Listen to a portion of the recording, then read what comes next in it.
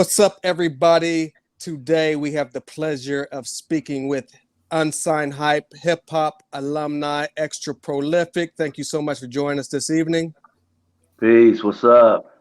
Peace.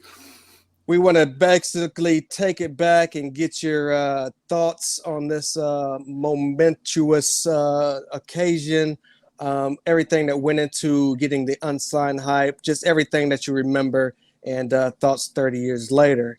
So basically, you had a 3-cut demo, I believe, songs with like Let It Ride, Never Changing, Militant Mind, if you can remember. How did that play a part in you getting Unsigned Hype? Oh man. Militant Minds. This was high school. This was my demo. Um, I just remember we submitted it to the source, and from all I can remember is that next thing you know, they said it was a green light. They was gonna be putting it in. The songs themselves, I had several songs that I was working on at the time. I can't remember how we got those three, but that's what we shaved it down to. Okay, those songs were produced by A Plus, yourself and Domino. So, how were you discovered by the hieroglyphics at that time? High school. I had a Spanish class with John, with Cash, and he would be in the front with his headphones. I kind of heard him talking to somebody about how he was doing music. At that time, I was a little bit, what's the word, man? Just kind of like rap was becoming kind of trendy, and so it was kind of a lot of people starting to take it on. And I remember at that time considering like giving it up because it seemed like a lot of people were doing it that didn't really necessarily just love it, but it was becoming like faddish. And so one day I was freestyling, behind him, I think I was freestyling, and we kind of connected on that. Like, oh man, this guy's dope. And he saw that I was serious about it, and so it kind of reignited something in me. Very dope. Go ahead. No, I just wanted to ask, can you go back a little bit to the Source magazine that you guys said that you submitted the music to them, but where did you guys, I mean, I know the Source was the main thing going on at the time. Did you guys just say, yo, let's send this to them and see what happens? Or did somebody suggest you guys do that? Man, that was Domino's doing. Domino was my manager at the time, and what I wanted, I can't remember. We had like a toe in the industry. Dale was already signed to Elektra when we were in high school, and then he had a B-side that was called Burnt, and some of the guys were on there. So there was this buzz in the industry that he had guys who could rap, just as good as him or something like that. And so they were kind of looking out. Before I even got into Unsigned Hype, there was a label called Big Beat. This was Stretch, and I don't know if you remember Stretch and Reef. So I'm still in school. I wasn't even in Unsigned Hype yet, but they were interested. They wanted to sign me to Big Beat Atlantic, and so it was. We already were making noise. There was some label, some Mickey Mouse type. I can't remember that. Some reason they were affiliated with Mickey Mouse. They wanted to sign Cash. It was a lot of interest going on with us, And so the Unsigned Hype, it was just another step. I can't remember exactly how we did it. Okay. But now, how did you feel when you finally saw that you were guys, that you were in the Source magazine? That must have been, pretty dope for you guys. Yeah, it was things were happening quickly. Like I said, we write in the high school and stuff like that, and then at that time, this was the source. This was when the source was the source. Right. Kind of like it was the Bible. And you looking at ratings to see what a rating could make or break you back then, because they word was bond, and so and those Unsigned Hypes were like the real deal. People was coming out of there, Common, Biggie, I believe Artifacts, and so on and so on. And so to see myself in there, I was like, okay, yeah.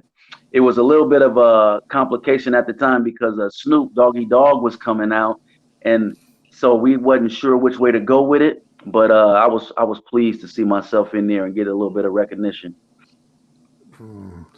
Did you ever talk to Snoop about that? No, I didn't talk to him personally. I knew people that knew him. And I think initially it might have been a little bit of something because you both trying to come up and who is this? But it's kind of a trip because every neighborhood got several Snoopies in it. It's just Right. one of those names, man. And so it's just kind of like, well, who was gonna come out with it first? So I decided to spell mine differently. And I always thought that it was room enough to have like two if it was spelled differently. Like you got two Dr. Dre's, one with Yo MTV Raps, one producer. You got two Sean Pauls, one doing the reggae artist, and the other one in the Young Bloods.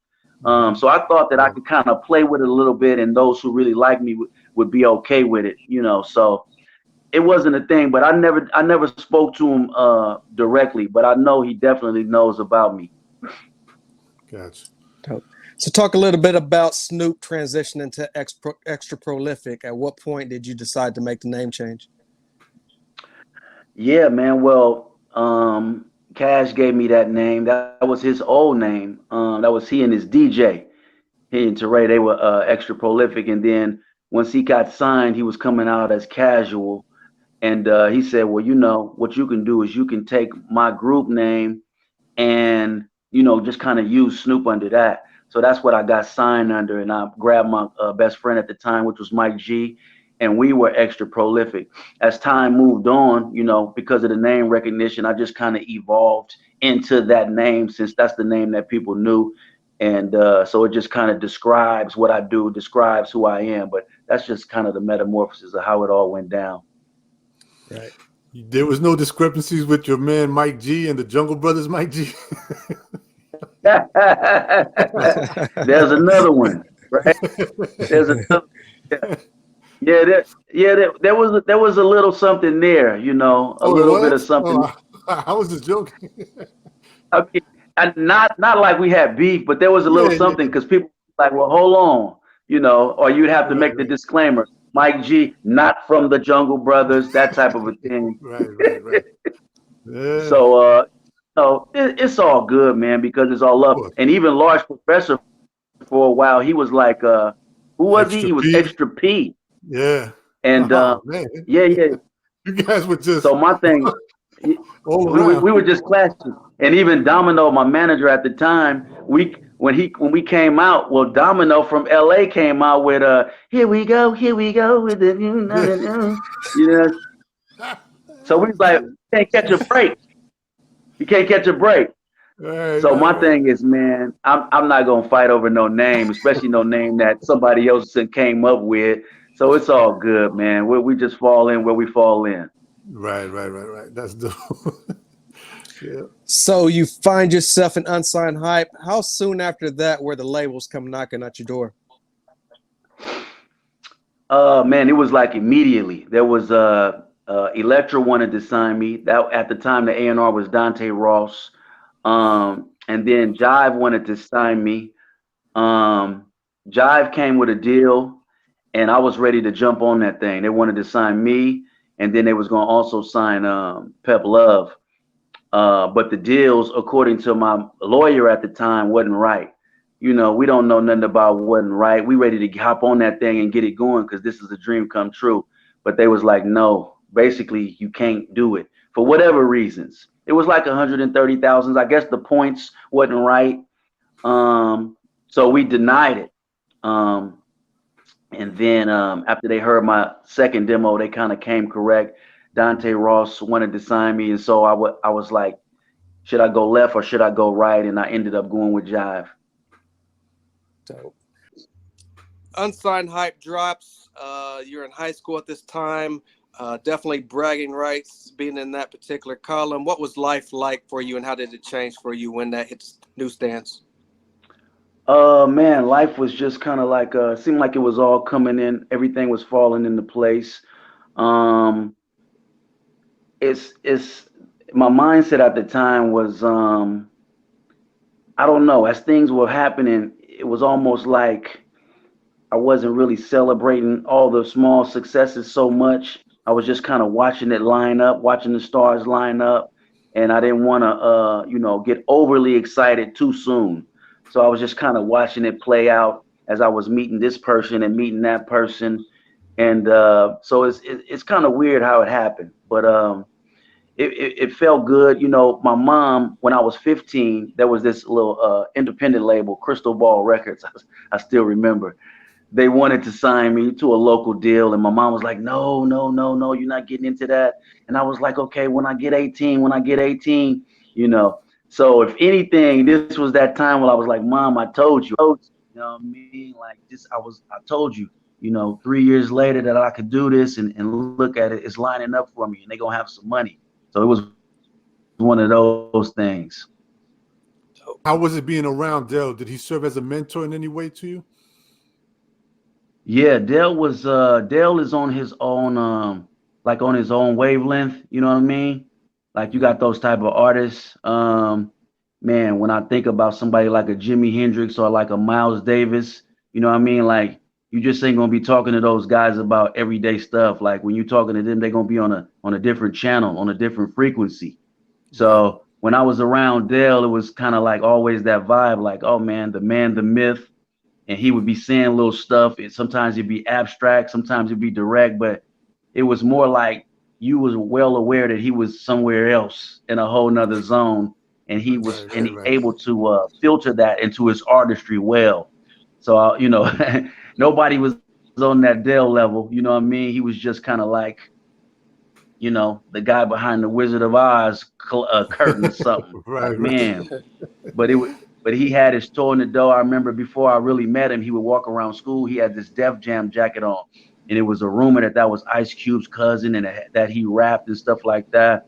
So it was more like an honor, to be down with him and stuff. And I learned a few things from him. Like he was just he didn't like care about what was going on, what the status quo, what was trendy. He just was like, hey, this is what I want to do, and this is what I do. So I got a little bit of that. Like, man, yeah, who cares about what everybody else likes? It's not a hit if it didn't come from your heart, that type of stuff. So, Right. Right. but he was a cool dude. Nice. Nice. Dope. How does it feel looking back on this accomplishment 30 years later? Man, it's just dope to have come from that. Looking back, I mean, we all like love hip hop, and when you in it, I don't even know if we realize just how dope things were. If we realized that one day things would change and split in two and not be what it was, if we didn't realize we were in the golden era at the time. I mean, we coming fresh out of 88, 89. You know what I mean? Like when almost everything that came on your MTV Raps was dope.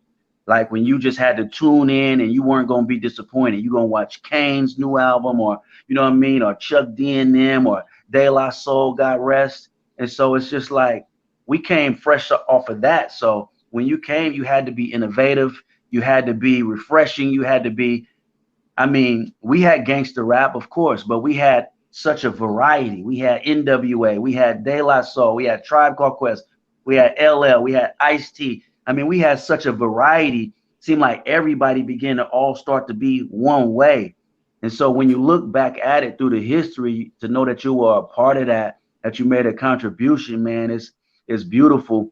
And just to know that, even though like my album actually was slept on, and the labels, they tried to convince me, these guys who never really grew up in the essence, and it's not even about their color. They just didn't know about what, really know. They did homework to kind of know what the music was about. They were trying to convince me that the album was whack, and they kind of did a good job. I'm like, well, man, maybe I don't have that many singles. But then years later, people are like, yo, that was so slept on, man. That was the most slept on album from '94. I love that. And then the fact that the album aged well, for me, it's just like, man, I'm a part of history and a part of an era that's, I don't know if there was anything after that, I mean, we got the 2000s and stuff like that, but it became more like synthesized and digital, you know what I mean? And it kind of split into, the mumble guys, and then the guys who still want to be true. And then the fact that we got like Rock the Bells radio, and we kind of old school now, but still lyrical than some of the youngsters. like, man, that's quite a lineage to come out of. Right. It's 2023. What is Extra Prolific currently working on? I'm working on an album. I'm in the creative stages. I was gonna just like be done, you know, but it's a trip because, you know, I don't really pick beats, they pick me. You know what I mean? And like if I hear something or concepts come in my mind or hooks and stuff like that begin to go and rotate in my thinking, then I know that it's time to, you know, put it out and stuff like that. So I'm working on another album. Shout out to my man Pete Spray and O Love. They reached out to me from Switzerland a couple years ago and was like, man, let's do something. I was like, yeah, I don't know. And so we came together, put it like it's supposed to be. So I'm gonna do one more, and I, you know, to me it's like it's all about quality, you know. It's not about rushing to make a hit. Some people, you know, when they come, whenever they come, then it's gonna be something that you can, even if you don't like the record, it's gonna be quality. And so I want to be one of those artists where my name is synonymous with something that's going to be worth listening to. So that's what I'm working on. And then, of course, I'm married and got 3 sons, and so I'm always busy with that. I don't know how old are your sons, but do they know that their dad, what his dad did, what their father accomplished in the hip hop culture? No, Nah, they you don't. don't talk to them about. It's a trip because I'm Christian now. So it's been 20 years. My oldest son is 13. I got 13, 10, and 8. And they Okay. love music, man. They love these rappers like, I mean, probably people you know, well, you know, Lecrae, you know. Okay. Yes. They love those guys. You know, I don't let them listen to anything profane and stuff like that. So they know that dad did something back in the day, like in the early 1900s. That's how they see it. And so, you know, they see the plaque on the wall. They know they seen my vinyl before. Okay. And when they were real young, we would hop on stage, and I would go to churches and different places, block parties, and do different types of music. But exactly what I was doing, they don't really know. You know, Right. it's kind of Right. cool like that, though. You know, the Well, people they look up to. yeah, I mean, I just meant more as far as the music, you know what I mean? That you actually did music and you did what they, you know, what they're listening to. It's like, yeah, you know, I used to do that too, right? Like, Yeah, yeah. They know to what degree, no, because they never right, heard right. the old music. You know, they heard the Yeah. album I did a couple years ago. But you know, these kids, this like hard snares and real hip hop and samples that don't really move them a lot of times. They're looking for some T-Painish, auto-tune-ish, you know what I mean? And I try not to. I try to vibe with them as hard as I can because I don't want to be the grumpy old man who can't get with them. I'm glad they listening to rap, so I'm gonna start there. We'll meet there. Okay, okay. That's dope.